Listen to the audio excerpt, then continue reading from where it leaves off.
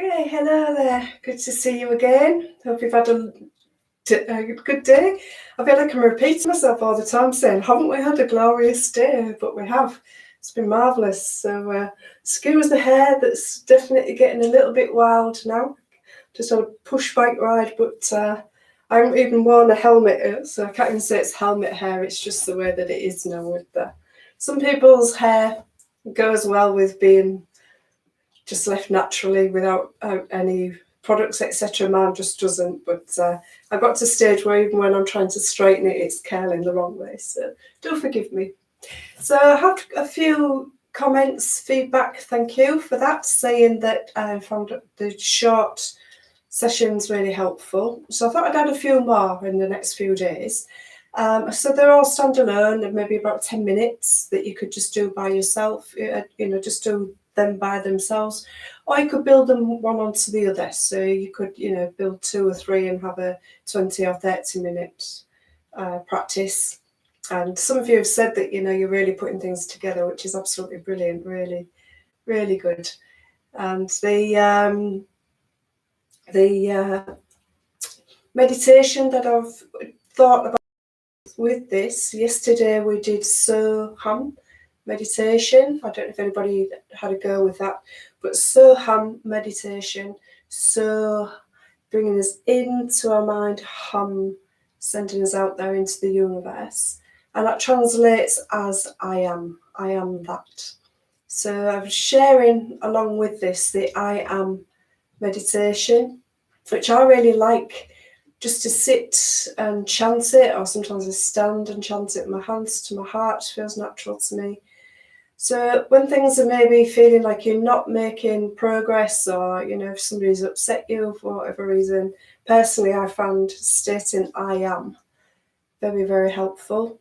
And sometimes I do some yoga movements to that meditation as well. So you don't always have to sit cross-legged to meditate. Something like using the I am meditation can just help us to focus and come back to ourselves. Okay, so remember, as always, we just got to all take responsibility for ourselves, only do what is appropriate for your body. And your body is changing all the time. Every day is a little bit different. I'm a little bit tight. Every time I ride my push bike, it does hurt me down here. And I know it's from falling off of that hoverboard over a year ago, so it's my own fault. But I'm still paying for that. So I do need to be very careful. So take responsibility, do with what feels right for you. So we might just begin with soft knees and then build up into more of a forward bend when you're ready with that bit. So just bring our hands together, standing nice and tall. You could do this from a seated position as well, so our chair users, and this would be okay for pregnant ladies, but don't lean too far back. Remember, you're very stretchy, more stretchy than you would be if you were pregnant. Same for breastfeeding ladies as well. It's still very stretchy, so just be aware of not overdoing it. Okay, so just center, connect to the breath. And as we breathe in, we're just going to take the arms up, open yourself up and kind of come round full circle, and then bring your hands back together. So it's the reverse of what we often do as a warm-up to the sun salutation. So we'll do just a couple more of them. Let's inhale, open up. Lift your hearts and come back. So you don't necessarily need to drop your head too far back. That can make you dizzy, it can put too much strain on the neck, but just lift through the chin to turn the front of the throat. And as we work with this, we might be getting a little bit further back in our back bend. So as always, we're working with what's right for you, your pace, making those arm circles as large as possible. It's hard to talk as you're leaning back. And as you go back, you're pushing your pelvis forward, so the whole body is being stretched through the front, right from the knees. Let's take 2 more of those.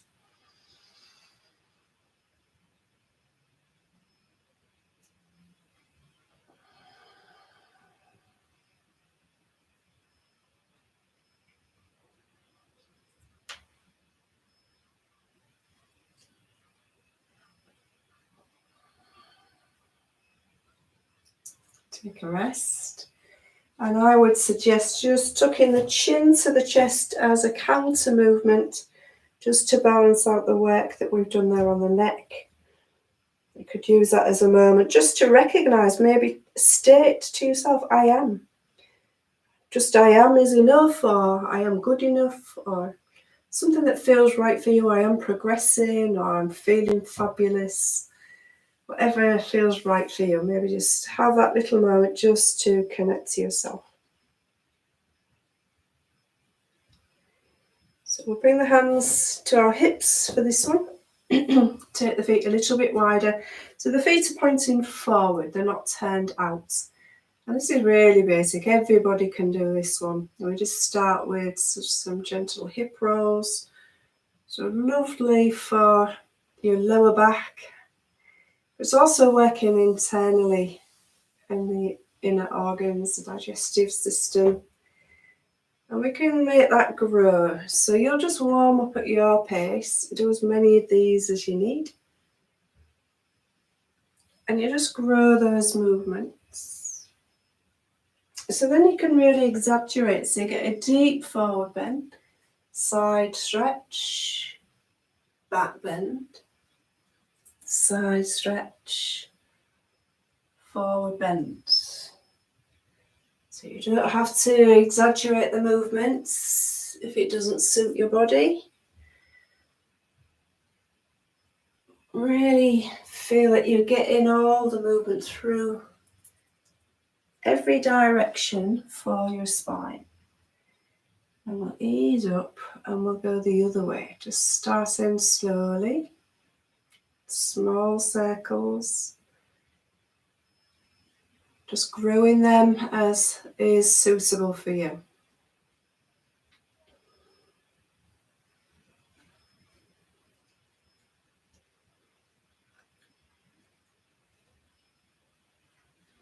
Very energizing to do these movements.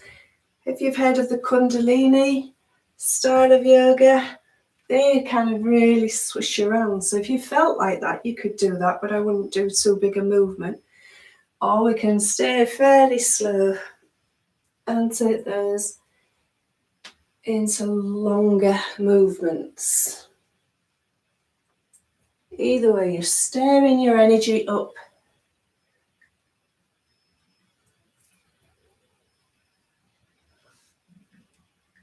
And when you've done enough, just bring yourself back up, mountain pose, reconnect to yourself.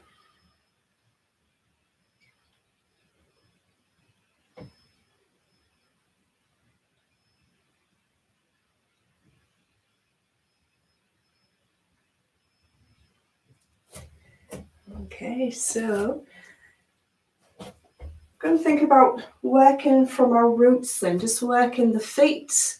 So important that the feet remain flexible. You see, older people kind of shuffling about. You'll notice that their feet are almost clawing, holding onto the ground. So we want to really make sure our feet over our lifetime stay flexible, stay nice and loose. Our ankles are able to move in all directions. If the feet stiffen up, just try that. We've done this in class a few times. Just try kind of clawing the feet and just noticing how you can't possibly walk without it affecting your knees, your hips, and then it starts to move into your back. So everything begins at the feet. Ask any podiatrist. Okay, reflexologists out there as well, you would know. So we want the feet to be nicely spread out, nice firm base, and we want to maintain that flexibility of the fascia that connects your arches. So a lot of us as we age, our arches start to drop. We can rectify that with regular practice. I would suggest if you've got any knee, hip or lower back problems, maybe have your kitchen work surface in front of you so you've got something to lean on so you're not taking the weight to the knees. So we're just going to come with feet hip distance apart. Everything is pointing forward. We're going to keep a little bit of a lift through the tummy and we'll just sweep the arms up on the breath in. With the arms up, we're just going to push them forward. So really feel like you're reaching for something in front of you. Okay, and then as we breathe out, heels stay down. I'm just going to bend the knees. Make sure the knees are looking forward so they don't go out and they don't come together. They're just going forward. And as we breathe in, we straighten up. We breathe out, we sit down. Let's do that a few times. So we're warming the ankles and the knees. And we're not letting the body drop forward. So the ears stay above your shoulders, the shoulders stay above your hips, all the way through. So nice stretch through the back of the calf. And it's working the quads as well, the fronts of the thighs. They support your knees, so it's really important that we keep those going. I call those the muscles of independence. And as you work with your breath, you could maybe hold that sitting down position for a breath or two. Really reach arms forward. And then we'll release. And just freeing up the arms. I feel that lovely, lovely warm glow. Tells me the energy's flowing. I love that.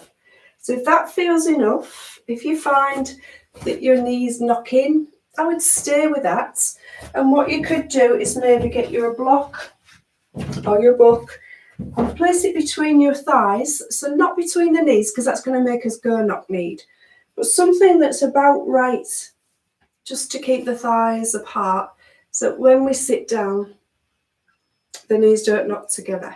And that will just help you to balance out the muscles group. So it's quads, there's 4 muscles at the front there. So it can be that, you know, if our knees go this way or that way when we bend them, that there's an imbalance in those muscles.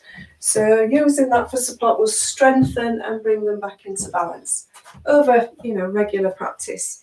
Usually I find if you do something a couple of times a day for a fortnight, you'll start to see differences. That's my own experience. So we can take that a little bit further. So as I mentioned, you might want to be able to hold on to something. So this is called the awkward pose. So it really makes everybody's knees crick and crack in class, doesn't it? So we're going to inhale, come up onto the balls of the feet. Same principles of your knees. Keep that lift through the tummy, and as we exhale, we're slowly taking ourselves lower. So it doesn't matter how far we get. We might be able to come all the way down, but it might take you a few attempts to get there. It might take you a few weeks to get there. So we feel that nice stretch through the soles of the feet.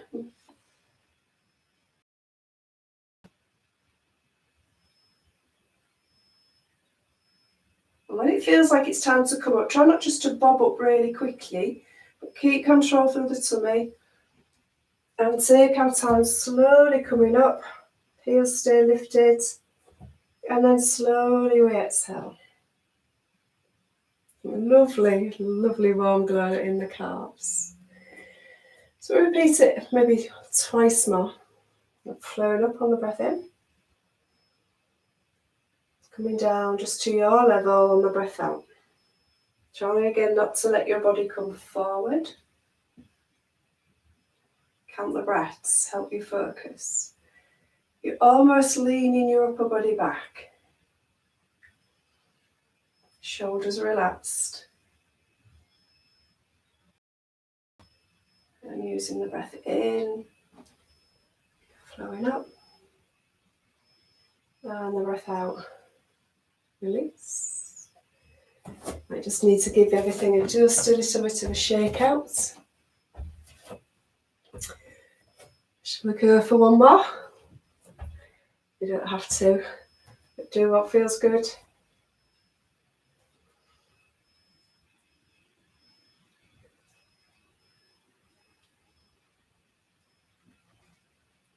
It's one where we really have to concentrate. You can bounce up and down a few times.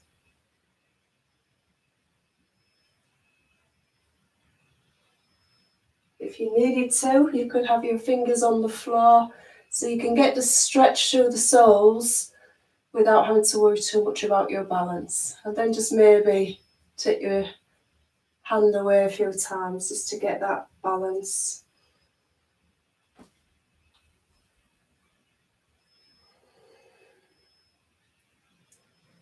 And you might just want to give it a little bit of a shake. And that's a good 10 minutes. I can feel the heart rate up a little bit, feel energised, feel that lovely sense of being connected to the floor as well. So that's why I thought it goes nicely as well with the I am. So very grounding, centering, earthing practice.